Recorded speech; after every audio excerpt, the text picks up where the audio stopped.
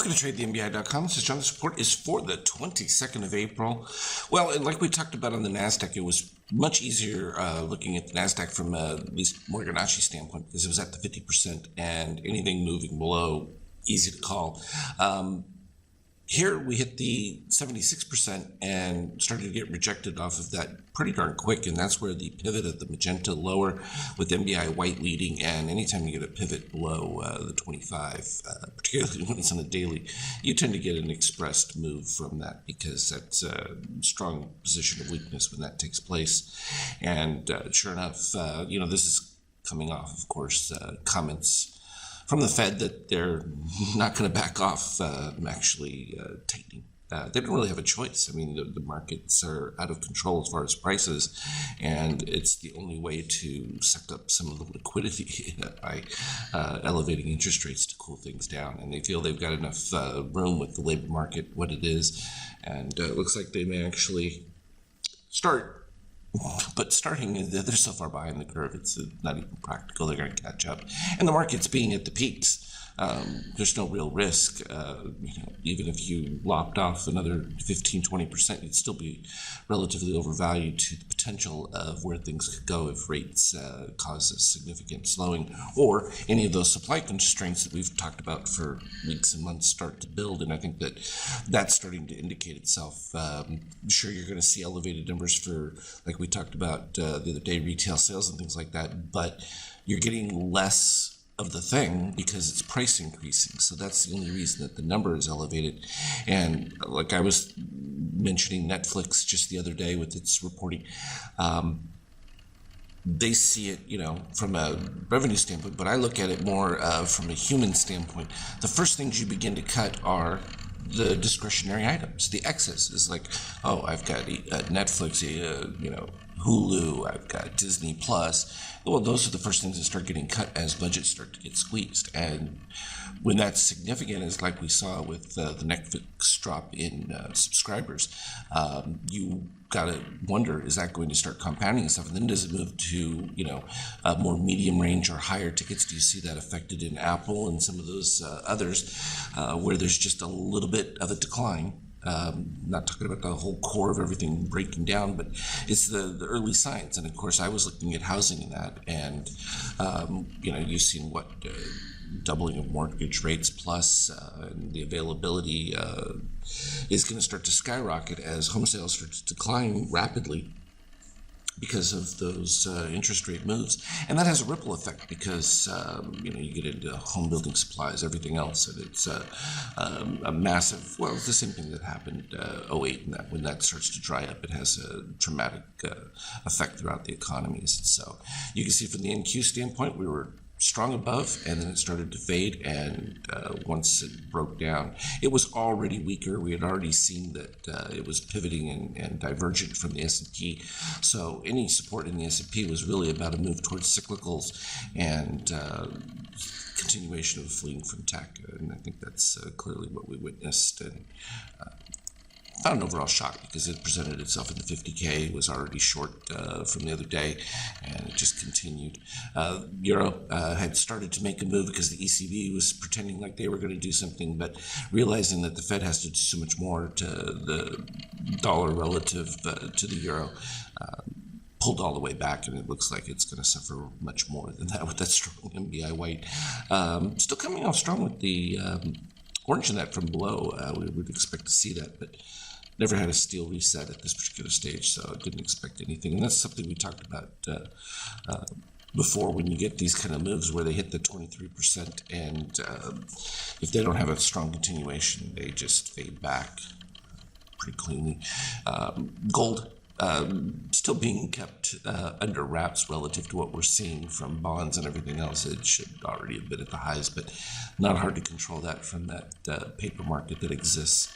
But oil, 103, still excessive from a value standpoint, and the longer it protracts, just the worse things get from a broader economic scale because you don't see any relief.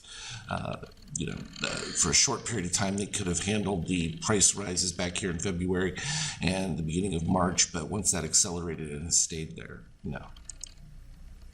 got to pass that forward. Treasuries obviously gave back quite a bit, reached lows, and then were bought back up again on that to soften the blow of this. But again, we're down at the 120. I would expect they will probably start closing below the 120 range soon, and probably won't see that for a long time as interest rates continue to rise. So worth noting that Bitcoin, and then we're all starting out strong again. We had this positive extreme that took place at the 40K. Came back to it, revisited, then started spiking up again, created a series of new positive extremes, but then once the market started caving, all that liquidity goes because they need it elsewhere. Oops, move that there. Move that. And looks to be in continuation mode for that small. We've got this secondary one. I probably should just mark that one while we're here. Horizontal line. We had this breakout move that took place right there with that positive extreme, so that's down at the 39.5 range.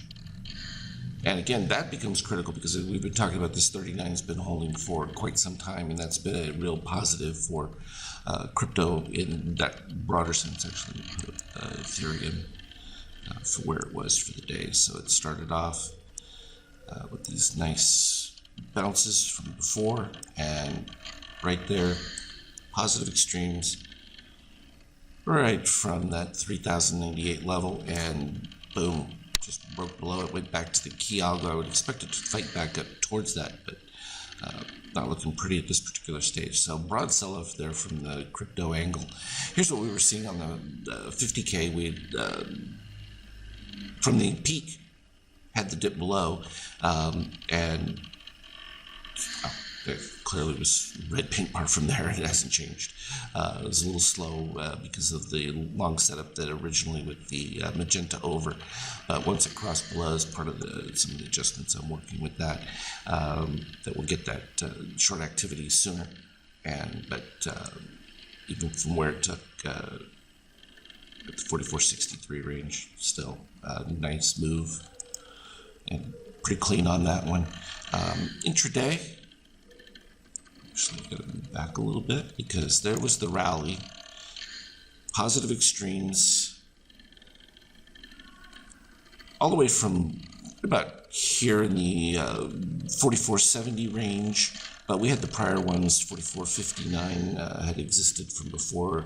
We had the positive extremes that were right back over here, and it took a little while. We had that first pump up, and then we had the second one, and then I marked this, posted it, and from my viewpoint, that was the end of it. That was going to be the peak, and turned out to be pretty darn close to it because we never got past the high of that bar, and continued. Tried to make a little bit of a move there that was reasonable from a turnaround, but the white spiking back above it and then dipping down, even if you waited for the full crossover. But whenever I get that kind of a spike in the plus 40 range, and actually I think this one went almost to the 50, pretty clean in my view. That's going to start going south, and that it was taking place right at the algo here we had at the 4494 range, and sure enough from there it was not a whole lot to do but just smile and watch it go. I really wasn't even worried about returns because any of those, we had the lower algo, so it was just a matter of just staying above that. And I figured as we broke below the next series of them, then moved down to the next one. So now down with a stop at that 44, 18 range, and still looking weak at this particular stage. So I liked it. Nothing else to say about it other than that. In these particular cases, it's, you can just pick and choose where you want to either take your cover points at the zeros and then wait for those little pops, and then as soon as you see those breakdowns of the magenta, it's attacking, particularly below the 50% in that particular case. Here was the potential of a little bit of I thought might have a bit more of a run possibility. We had the rising gold shakeout had improved quite a bit, and then the orange dip, and it did make a move. So it moved all the way, but got to the 38, and then that's when the white did the exact same thing from the earlier setup, getting, this was only in the, went all the way to 53. So you're at 53 and you're below the 50%. I'm expecting 0% on that move almost every time, especially when we're already that low. But that's still a significant enough of a move from where it took place. I mean, we were at 94 and dips all the way down to the 80 of the 0% line. So all good stuff. As always, though, I will keep you updated on the latest, but I think that we're still no different than we were. I mean, we're trading in that same range. And until that breaks below the 50, I think that we might still see back and forth. But if it breaks below the 50, then I'm really going to be watching our MBI weight, because that's where I'd be looking for a move back down to the lows of that 4,000 range. As always, trade well. We'll talk to you later.